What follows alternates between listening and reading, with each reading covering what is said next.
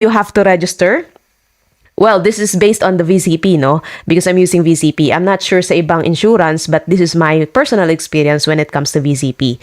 There are two parts na i-discuss ko sa inyo. First is by registering sa VCP. Kung VCP ang gamit nyo, you have to register still para maka-access ka sa Moya VCP.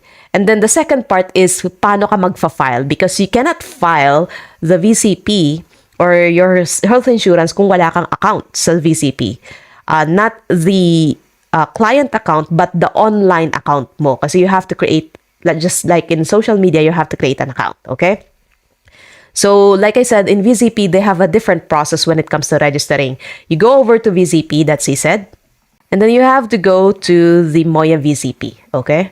In Moya VCP, you click the registration because this is where you will register, okay?